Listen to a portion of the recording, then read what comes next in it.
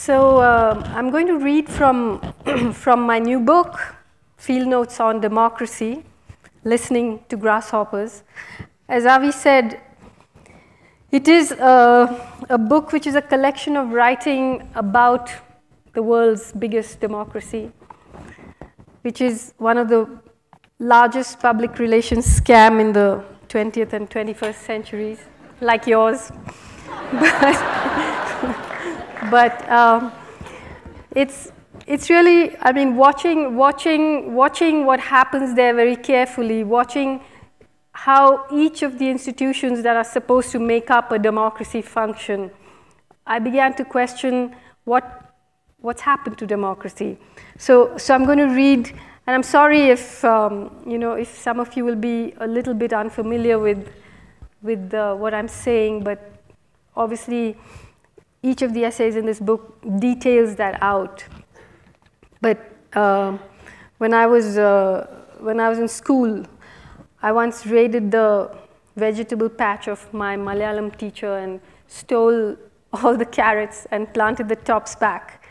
And I watched him water those plants for a long time.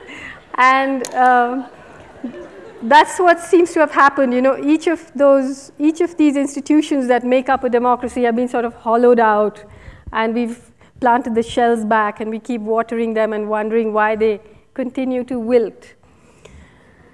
So I'm going to read from Democracy's Failing Light. While we're still arguing about whether there's life after death, can we add another question to the cart? Is there life after democracy? What sort of life will it be? By democracy, I don't mean democracy as an ideal or an aspiration. I mean the working model, Western liberal democracy and its variants such as they are. So is there life after democracy?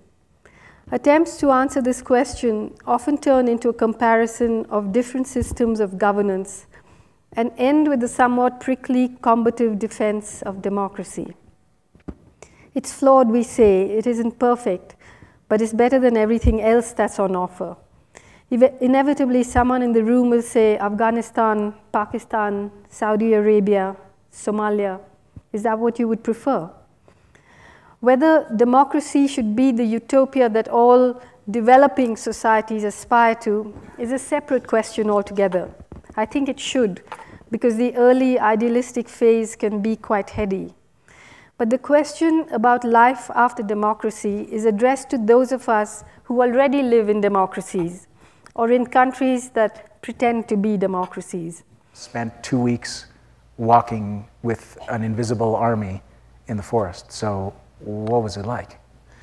Well, basically, I think what's interesting is that if you look at what's going on in that part of the world, starting in Afghanistan to Waziristan to the northwest frontier provinces, through the northeast of India to West Bengal, Jharkhand, Orissa, what you're seeing is a tribal uprising. Sometimes it takes on the face of radical Islam, and here it's basically radical communism.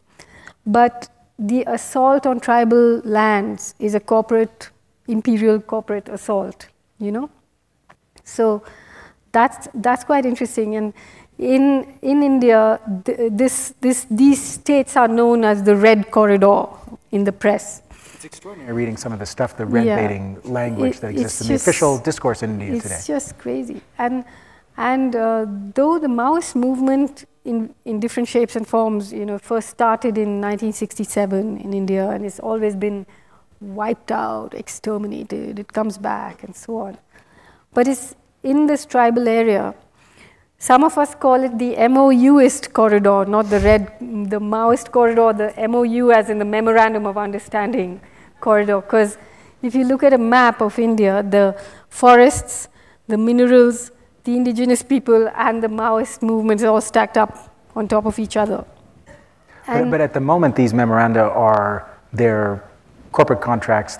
We don't know what's in them because they're secret, but they haven't gone into, to what extent have they gone into effect? To what extent is extraction taking place? This is what is extraordinary. You know, in 2005, billions of dollars worth of MOUs were signed for bauxite, for iron ore, and so on.